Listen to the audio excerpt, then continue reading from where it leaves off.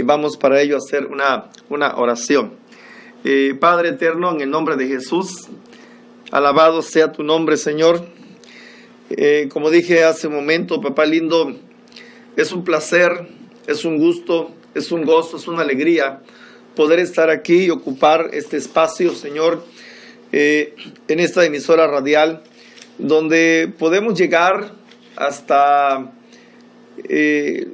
infinidad de hogares, Señor, donde podemos llevar tu palabra, bendito Rey.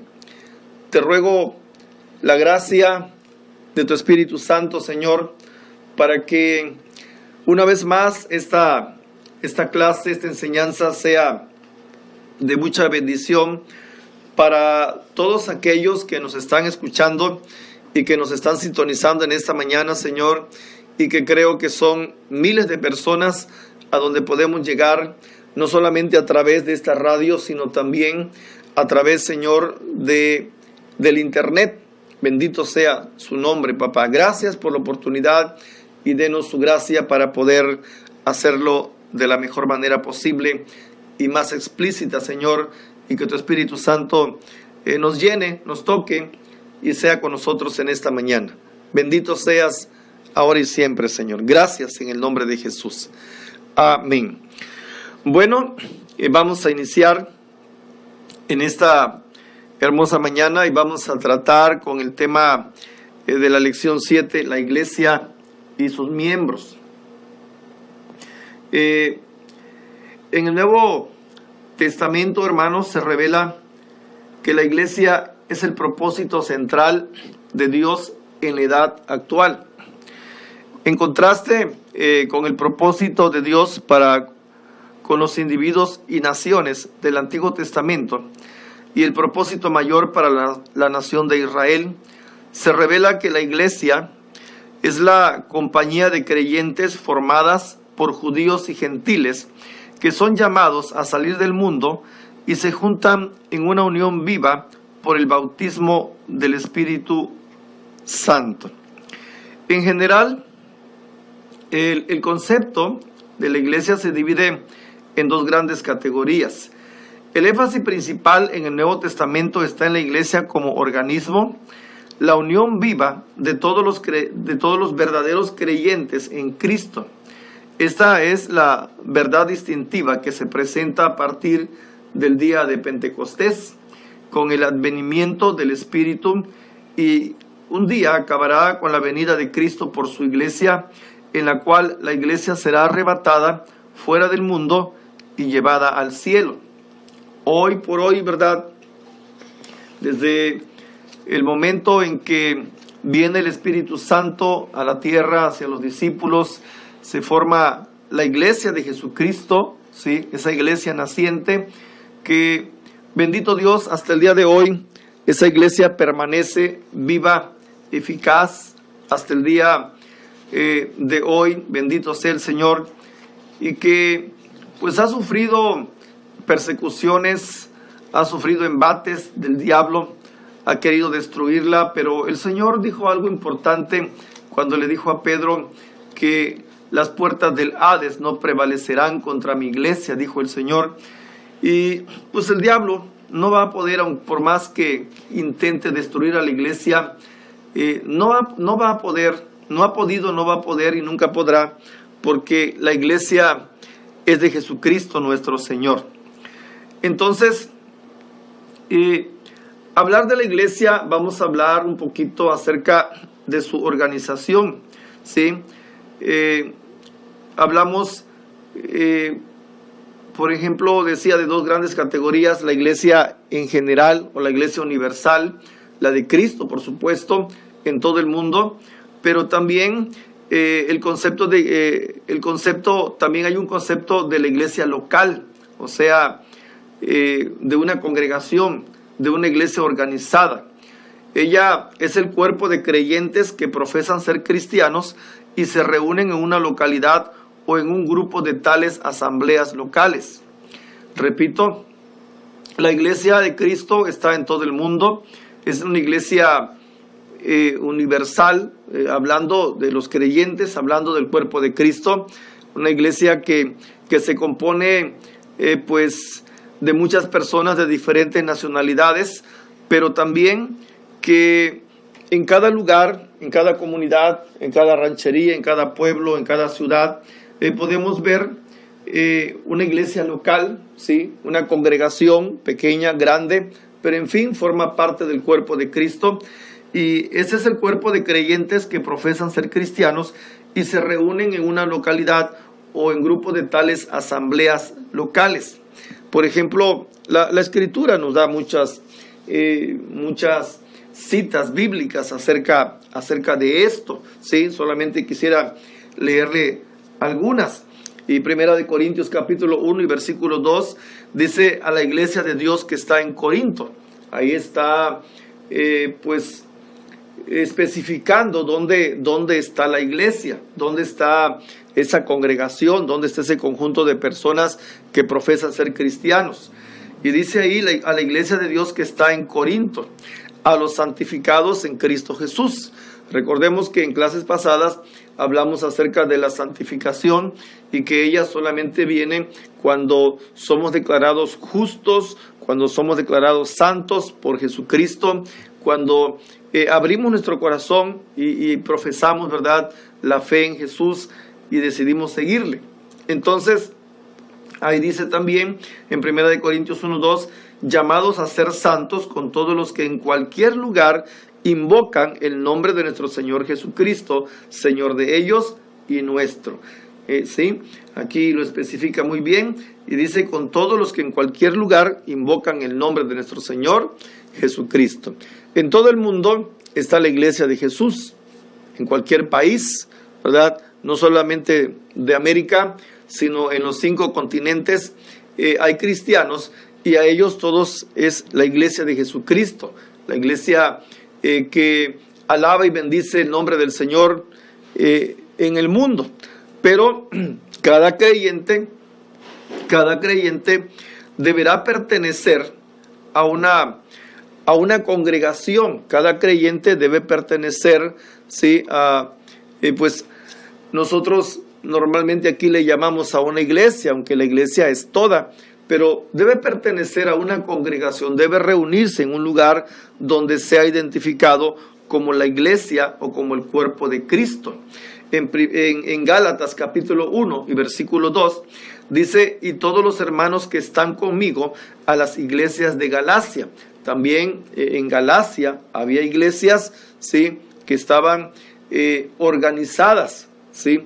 Y luego en Filipenses 1:1 dice Pablo y Timoteo, siervos de Jesucristo, a todos los santos en Cristo Jesús que están en Filipos con los obispos y diáconos. Ahí vemos cómo Pablo se refiere a diferentes congregaciones en diferentes lugares. Vamos que aquí vemos una en Corinto, vemos otras en Galacia y también vemos en Filipos. Aquí en nuestra ciudad capital, bueno, hay una iglesia compuesta de miles y miles de personas en nuestra ciudad, aunque esas miles y miles de personas estamos congregados en diferentes lugares, ¿sí?, donde adoramos al mismo Dios, al Padre, al Hijo, al Espíritu Santo, y formamos una iglesia, pero pertenecemos a una congregación, asistimos a una asamblea, por así decirlo. La palabra iglesia es una traducción de la palabra griega eclesia y frecuentemente se usa para designar cualquier asamblea o congregación de personas reunidas con fines religiosos o políticos. La palabra realmente significa llamados fuera. En la Grecia antigua, las ciudades se gobernaban por un sistema puramente democrático en que todos los ciudadanos del pueblo se reunían para decidir sobre los asuntos de interés mutuo. Como eran llamados fuera de sus ocupaciones ordinarias en una asamblea en la cual podrían votar, la palabra llegó a significar el resultado de aquellas convocatorias, esto es, designó a aquellos que se reunían. Esta palabra, amados, se encuentra en la Septuaginta, versión griega del Antiguo Testamento, y designa a las diversas asambleas del Antiguo Testamento. Se usa en un sentido similar en pasajes tales como Hechos 7:32 y 19:32, donde la palabra se usa sencillamente para una multitud reunida. ¿Sí? Y Hechos 19:32 dice: unos pues gritaban una cosa y otros otra, porque la concurrencia estaba confusa y los más no sabían por qué se habían reunido. Sin embargo, amados, cuando se usa para la iglesia o para el cuerpo de Cristo, se convierte en una palabra técnica que se refiere a los que han sido llamados fuera del mundo. Recordemos que expresaba que significa llamados fuera. Ahora para la iglesia se convierte en esta palabra que se refiere a los que han sido llamados fuera del mundo para reunirse en una unión viva con Cristo. Este concepto no se encuentra en el Antiguo Testamento, aun cuando Israel varias veces se reunía con propósitos religiosos. La palabra, cuando se usa para los salvados, se aplica específicamente a la compañía de los salvados durante la presente era y que se encuentran en el cielo y en la tierra. Entonces, nosotros pertenecemos a la iglesia y hablando de la iglesia, somos la iglesia que ha sido llamados fuera del mundo, a no participar en las cosas del mundo. En el libro de primera de Juan dice algo al respecto sobre cómo debe ser la iglesia. Bendito sea el Señor. Primera de Juan capítulo 2 dice, y versículo 15: no améis al mundo ni las cosas que están en el mundo. Si alguno ama al mundo, el amor del Padre no está en él, porque todo lo que hay en el mundo, los deseos de la carne, los deseos de los ojos y la vanagloria de la vida, no proviene del Padre, sino del mundo. Y el mundo pasa y sus deseos, pero el que hace la voluntad de Dios permanece para siempre. Entonces, de esta manera nos identificamos con la iglesia. La iglesia es un conjunto de personas salvas, un conjunto de personas que han reconocido a Jesucristo como su único y suficiente Salvador y que han sido llamados fuera, o sea, fuera del mundo, a no participar de las cosas del mundo. Eso es lo que estamos tratando de explicar. Fuera del mundo no quiere decir que nos vamos a ir a otra dimensión, a otra galaxia, a otro lugar. Pero fuera del mundo quiero decir no participar de las cosas que el mundo practica. Por eso el apóstol Juan está diciendo todo esto, que los salvos, los creyentes, dice, no pueden amar al mundo, ni las cosas que están en el mundo. Si alguno ama al mundo, el amor del Padre no está en él.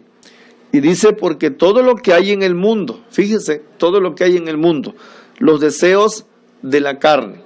En todo eso nosotros debemos identificarnos como una iglesia.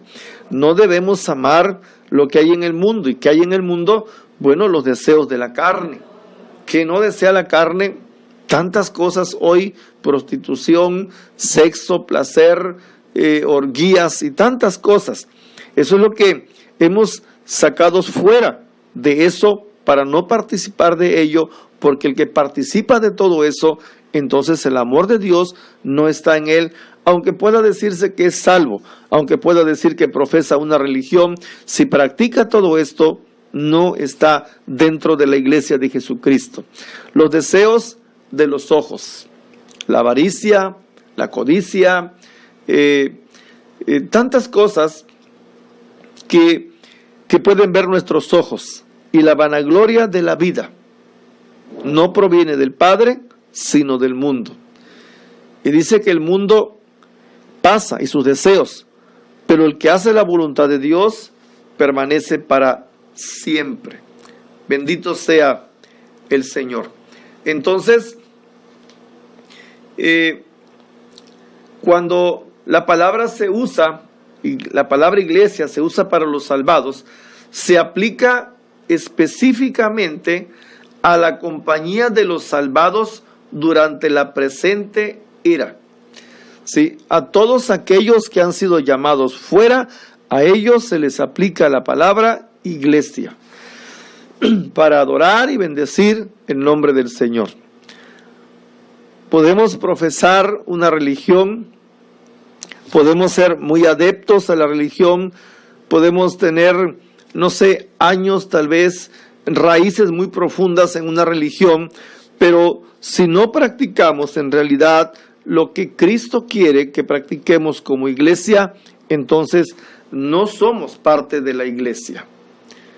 Solamente los que son llamados fuera, no participar en las cosas del mundo, entonces es la iglesia de Jesucristo, que aman a Jesús con todo su corazón y obedecen su palabra. La iglesia es una revelación del Nuevo Testamento. En el Antiguo Testamento, la palabra iglesia no existe, no hay una palabra que hable de iglesia en el Antiguo Testamento. Dios tomó a Israel como un pueblo suyo, como un tesoro especial, ¿sí? Les enseñó sus leyes, los guió por todo el desierto, los metió a la tierra prometida. Él fue el que trató con ellos durante todo ese tiempo, descalabros de Israel, descalabros de Judá, por la desobediencia, por no sujetarse a la palabra de Dios, pero en sí no era una iglesia, sino era un pueblo que había sido dirigido por el Señor y que los había tomado como suyo para que ellos obedecieran su palabra, obedecieran sus leyes. Pero en el Nuevo Testamento aparece esto, ¿verdad?, acerca de la iglesia de Jesucristo. Cristo vino a morir a la cruz del Calvario por cada uno de nosotros. Y Él dijo, sobre esta roca edificaré mi iglesia. La roca no es Pedro, la roca se llama Jesucristo de Nazaret. Entonces, la roca no está, o la iglesia no está fundada sobre la vida de un hombre, no está fundada sobre la vida de Pedro. La roca está, o la iglesia está fundada sobre la roca que se llama Jesucristo de Nazaret, porque Él la compró con su vida y con su sangre preciosa. Así que no se encuentra en el Antiguo Testamento el concepto de una iglesia formada por judíos y gentiles que son salvados y reunidos para la vida eterna. Solo en el Nuevo Testamento da la revelación sobre este importante tema. En el plan de Dios era necesario que Cristo viniera primero para morir en la cruz, fuera resucitado de entre los muertos y ascendiera a los cielos. Con la venida del Espíritu Santo en el día de Pentecostés, sin embargo, fue posible que Dios cumpliera su propósito de tener una compañía especial de creyentes sin tener en cuenta la distinción entre Israel y los gentiles, y cada uno de ellos con su propio lugar en el propósito eterno de Dios. Así que esto de iglesia la palabra iglesia aparece en el Nuevo Testamento, ¿sí? Y esto primero, para que se pudiese entender, se pudiese comprender lo que es la iglesia, entonces primero había que venir Jesucristo a la tierra, ¿sí? Morir en la cruz del Calvario, resucitar de entre los muertos y ascender a los cielos. Y luego, 10 días después de que Jesús ascendiera, entonces viene el Espíritu Santo sobre aquellos 120 en el aposento alto, y es ahí donde se inicia, ¿sí?, una generación, se inicia la iglesia de Jesucristo con gran poder y milagros. una predicación del apóstol Pedro, que dice la Escritura que se convierten como 3,000 personas, se convirtieron en ese entonces por el poder ahora que los discípulos tenían en ese momento, el poder del Espíritu Santo, ese poder del Espíritu Santo que hasta el día de hoy está con nosotros, bendito sea el Señor. Vemos posteriormente en la historia de la iglesia cómo después del derramamiento del Espíritu Santo en la vida de los discípulos, encontramos cómo Dios extiende, ¿sí?, su mano bendita, o su propósito empieza a cumplirlo Él, y vemos ya en el libro de los Hechos, encontramos cómo los gentiles empiezan a participar de esta bendición para formar parte de la iglesia de Jesucristo el Señor. Recordemos que en el Antiguo Testamento, sí, el único pueblo escogido por Dios era Israel, y que pues ellos tenían el privilegio y muchas veces hasta se jactaban de ser los únicos, ¿verdad?, que tenían el favor del Señor, y abusaban de ello. Pero cuando esto sucede, cuando Cristo muere en la cruz del Calvario, entonces Cristo vino a morir por todos los seres humanos, por todos, sin distinción alguna entre los israelitas y los gentiles. Por eso vemos cómo Dios va extendiendo su propósito, cómo Dios va haciendo que todo lo que está en sus planes vaya sucediendo. Y vemos en el libro de los Hechos capítulo 10, cómo habla de un hombre llamado Cornelio. Usted sabe la historia de esto. Pedro, o más bien primero Cornelio, dice que recibe una revelación, y dice que vio cuando oraba en una visión como la hora 9 del día, que un ángel de Dios entraba donde él estaba y le decía: Cornelio. Él, mirándole fijamente y atemorizado, dijo: ¿Qué es, Señor? Y le dijo: tus oraciones y tus limosnas han subido para memoria delante de Dios. Envía pues ahora hombres a Jope y haz venir a Simón, el que tiene por sobrenombre Pedro. Y le dijo: posa en casa de cierto Simón curtidor, que tiene su casa junto al mar. Él te dirá qué es necesario que hagas. Ido el ángel que hablaba con Cornelio, llamó a 2 de sus criados y a un devoto soldado de que le asistía, a los cuales envió a Jope después de haberles contado. Y esta historia nos dice también que al día siguiente, versículo 9 del capítulo 10 de los Hechos, que mientras ellos iban por el camino y se acercaban a la ciudad, Pedro subió a la azotea para orar cerca de la hora sexta. Y tuvo gran hambre y quiso comer, pero mientras le preparaban algo, le sobrevino un éxtasis. Dice: y vio el cielo abierto, y que descendía algo semejante a un gran lienzo, que atado de las 4 puntas era bajado a la tierra, en el cual había de todos los cuadrúpedos terrestres y reptiles y aves del cielo. Y le vino una voz que le dijo: levántate, Pedro, mata y come. Entonces Pedro dijo: Señor, no, porque ninguna cosa común o inmunda he comido jamás. Volvió la voz a él la segunda vez: lo que Dios limpió, no lo llames tú común. Esto se hizo 3 veces, y aquel lienzo volvió a ser recogido en el cielo.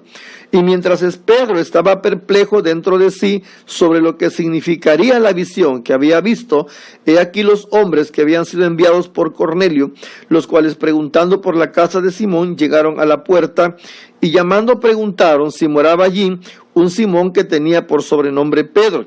Y mientras Pedro pensaba en la visión, le dijo el Espíritu: he aquí, 3 hombres te buscan.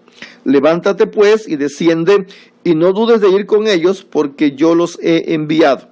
Entonces Pedro, descendiendo a donde estaban los hombres que fueron enviados por Cornelio, les dijo: he aquí yo soy el que buscáis. ¿Cuál es la causa para la que has venido? Ellos dijeron: Cornelio el cinturón, varón justo y temeroso de Dios, y que tiene buen testimonio en toda la nación de los judíos, ha recibido instrucciones de un santo ángel de hacerte venir a su casa para oír tus palabras. Entonces, haciendo entrar, los hospedó, y al día siguiente, levantándose, se fue con ellos, y le acompañaron algunos de los hermanos de Jope. Al otro día entraron en Cesarea, y Cornelio los estaba esperando. Habían convocado a sus parientes y amigos más íntimos. Cuando Pedro entró, salió Cornelio a recibirle, y postrándose a sus pies, adoró. Mas Pedro le levantó diciendo: levántate, pues yo mismo también soy hombre. Y hablando con él, entró y halló a muchos que se habían reunido, y les dijo: vosotros sabéis cuán abominable, vea usted aquí lo que la Escritura dice, vosotros sabéis cuán abominable es para un varón judío juntarse o acercarse a un extranjero, pero a mí me ha mostrado Dios que a ningún hombre llame común o inmundo, por lo cual, al ser llamado, vine sin replicar. Así que pregunto: ¿por qué causa me has hecho venir?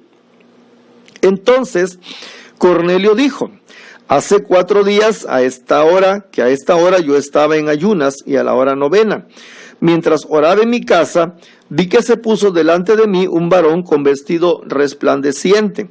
Y dijo Cornelio: tu oración ha sido oída, y tus limonas han sido recordadas delante de Dios. Envía pues a Jope, y haz venir a Simón, al que tiene por sobrenombre Pedro, el cual mora en casa de Simón, un curtidor junto al mar, y cuando llegue él te hablará. Así que luego envié por ti, y tú has hecho bien en venir. Ahora pues todos nosotros estamos aquí en la presencia de Dios para oír todo lo que Dios te ha mandado. Entonces Pedro, abriendo la boca, dijo: en verdad comprendo que Dios no hace acepción de personas, sino que en toda nación se agrada del que le teme y hace justicia. Dios envió mensaje a los hijos de Israel, anunciando el evangelio de la paz por medio de Jesucristo. Este es Señor de todos. Vosotros sabéis lo que se divulgó por toda Judea, comenzando desde Galilea, después del bautismo que predicó Juan, cómo Dios ungió con el Espíritu Santo y con poder a Jesús de Nazaret, y cómo éste anduvo haciendo bienes y sanando a todos los oprimidos por el diablo, porque Dios estaba con él. Y nosotros somos testigos de todas las cosas que Jesús hizo en la tierra de Judea y en Jerusalén, a quien mataron colgándole en un madero. A este levantó Dios al tercer día e hizo que se manifestase, no a todo el pueblo, sino a los testigos que Dios había ordenado de antemano, a nosotros que comimos y bebíamos con él después que resucitó de los muertos. Y nos mandó que predicásemos al pueblo y testificásemos que él es el que Dios ha puesto por juez de vivos y muertos. De este dan testimonio todos los profetas, que todos los que en él creyeren recibirán perdón de pecados por su nombre. Mientras aún hablaba Pedro estas palabras, el Espíritu Santo cayó sobre todos los que oían el discurso, y los fieles de la circuncisión, o sea, los israelitas, los judíos, que habían venido con Pedro, se quedaron atónicos de que también sobre los gentiles se derramase el don del Espíritu Santo, porque los oían que hablaban en lenguas y que magnificaban a Dios. Entonces respondió Pedro: ¿puede acaso alguno impedir el agua para que no sean bautizados estos que han recibido el Espíritu Santo también como nosotros? Y mandó bautizarles en el nombre del Señor Jesús. Entonces le rogaron que se quedase por algunos días. Entonces vemos, amados, que la iglesia, una revelación del Nuevo Testamento que, bueno, primero alcanza a los israelitas, ¿sí? Y ahí encontramos que el mismo Pedro le dijo a Cornelio, ¿sí? Que le dice, tú sabes cuán abominable es para un varón judío juntarse o acercarse a un extranjero, pero a mí me ha mostrado Dios que a ningún hombre llame común o inmundo. Dios le mostró a Pedro, a través de esa visión, que él no llamara inmundo o común a los hombres, porque Cristo vino a salvar y a buscar lo que se había perdido, independientemente de israelita o de gentiles. Entonces, esa es una nueva revelación en el Nuevo Testamento. Encontramos que ahora, bendito sea el nombre del Señor. Ahora, el propósito de Dios es de tener una compañía especial de creyentes sin tener en cuenta la distinción entre Israel y gentiles, y cada uno de ellos en su propio lugar, en el propósito eterno de Dios. Por eso ahora la iglesia está en todo el mundo, ¿sí? Tanto hay creyentes, tanto hay iglesia israelita, ¿sí?, que profesan a Jesucristo. Claro, con esto vemos que en sí la nación de Israel todavía no reconoce a Jesucristo como su Salvador, pero también vemos que hay judíos, hay israelitas que ya han creído en Jesús de Nazaret, y principalmente ahora nosotros los gentiles. Y Dios le dijo a Pedro, no llames tú inmundo a lo que él ya había santificado. Bendito sea el Señor, porque ahí el Señor está mostrando a través de la Escritura que también los gentiles entraron en el plan de salvación a través de la muerte de Jesucristo nuestro Señor. Primera de Corintios capítulo 12 y versículo 13 dice lo siguiente: porque por un solo espíritu fuimos todos bautizados en un cuerpo, sean judíos o griegos, sean esclavos o libres, y a todos se nos dio a beber de un mismo espíritu. Este hombre llamado Cornelio era un romano, era un centurión de la compañía llamada La Italiana. No era judío este varón, pero era un hombre temeroso, era un hombre que buscaba a Dios, era un hombre, dice, que hacía buenas ofrendas, era un hombre que era justo. Y bueno, el Señor escuchó sus oraciones y envió un ángel a él para que le dijera que enviara a traer a Pedro, y Pedro le diría lo que él necesitaba saber. Encontramos en esta cita bíblica que Pedro vino. Antes el Señor ya le había revelado su propósito. Antes el Señor ya le había dicho a Pedro, le había hecho ver, ¿sí?, que no llamara inmundo a lo que él ya estaba santificando. Encontramos que ni siquiera un judío podía entrar en casa de un gentil, o sea, en casa de alguien que no era judío, que no era israelita. No podía ni siquiera entrar, no podía ni siquiera acercarse, y no podía ni siquiera comer a la mesa, porque era abominación a Jehová. Mas sin embargo, en esta revelación en el Nuevo Testamento acerca de la iglesia, encontramos que Pedro ahora es enviado por Dios a casa de Cornelio, y hablándoles acerca del evangelio, de la palabra de Dios, encontramos ahí que ellos, siendo gentiles, que ellos siendo pues no judíos, y que normalmente en el Antiguo Testamento no entraban en los planes de Dios, o no estaban ahí todavía, aunque los planes de Dios ya estaban para todos nosotros. Vemos cómo el Señor les permite a estas personas, a Cornelio y a toda su familia y a todos los que él reunió ahí, cómo ellos reciben el Espíritu Santo. Entonces se abre un gran panorama ahora para poder ver, hermanos míos, a la iglesia de Jesucristo en todo el mundo. Bendito sea Dios que nosotros hoy tenemos la salvación a través de Jesucristo el Señor. Desde Pentecostés hacia adelante, cada creyente que llegó a la salvación fue hecho miembro del cuerpo de Cristo, es decir, la iglesia.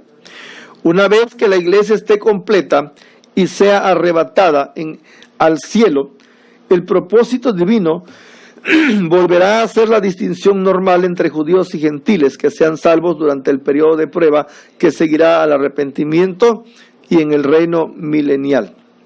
Hoy por hoy, a su nombre sea la gloria de Jesucristo el Señor. Porque usted como yo, como gentiles, sí, hemos sido alcanzados por la gracia de nuestro Señor Jesucristo. Este evangelio se está predicando en todo el mundo, en todo el mundo. Bendito sea el Señor.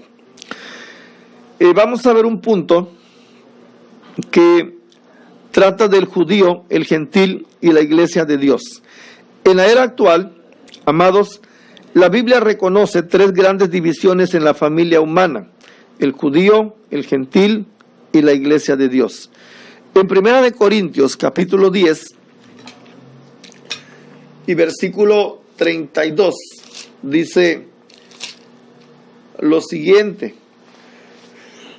Dice: no seáis tropiezos ni a judíos, ni a gentiles, ni a la iglesia de Dios. Los judíos o hijos de Israel son la nación que surgió de Abraham siguiendo la línea de Isaac y Jacob, y que según el propósito y la promesa divina son el pueblo terrenal escogido por Dios. Esta nación ha sido milagrosamente preservada hasta el tiempo actual, y según las profecías todavía será el pueblo dominante y glorificado de la tierra en la edad del reino venidero.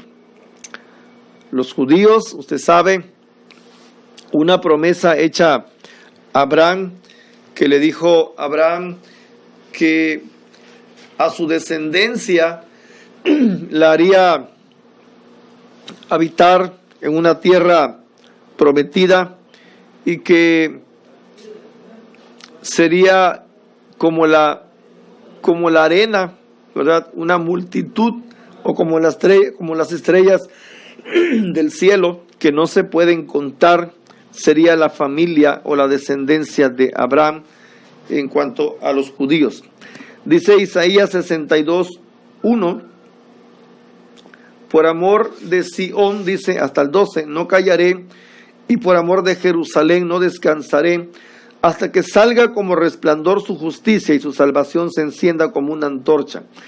Entonces verán las gentes tu justicia y todos los reyes tu gloria, y te será puesto un nombre nuevo que la boca de Jehová nombrará, y serás corona de gloria en la mano de Jehová y diadema de reino en la mano del Dios tuyo. Nunca más te llamarán desamparada, ni tu tierra será más desolada, sino que serás llamada Epsisba, y tu tierra Beulá, porque el amor de Jehová estará en ti, y tu tierra será desposada. Pues como el joven se desposa con la virgen, se desposarán contigo tus hijos, y como el gozo del esposo con la esposa, así se gozará contigo el Dios tuyo. Sobre tus muros, oh Jerusalén, he puesto guardas todo el día, y toda la noche no callarán jamás. Los que os acordáis de Jehová, no reposéis, ni le deis tregua hasta que restablezca Jerusalén y la ponga por alabanza en la tierra. Juró Jehová por su mano derecha y por su poderoso brazo, que jamás daré tu trigo por comida a tus enemigos, ni beberán los extraños el vino que es fruto de tu trabajo, sino que los que cosechan lo comerán y alabarán a Jehová, y los que lo vendimian lo beberán en los atrios de mi santuario. Pasad, pasad por las puertas, barred el camino al pueblo, allanad la calzada, quitad las piedras, alzad pendón a los pueblos. He aquí que Jehová hizo ir hasta lo último de la tierra. Decid a la hija de Sión, he aquí viene tu Salvador, he aquí su recompensa con él y delante de él su obra. Y les llamarán pueblo santo, redimidos de Jehová, y a ti te llamarán ciudad deseada, no desamparadas. Las promesas eternas de Dios, de Jehová, nuestro Dios, a su pueblo, no pueden ser alteradas. Estas promesas incluyen a Israel, una entidad nacional. Entonces, los judíos, como dijimos en 1 Corintios 10:32, no seáis tropiezo, dice, ni a judíos, ni a gentiles, ni a la iglesia de Dios. Los judíos o los hijos de Israel son la nación que surgió de Abraham, siguiendo la línea de Isaac y Jacob, y que según el propósito y la promesa divina, son el pueblo terrenal escogido por Dios.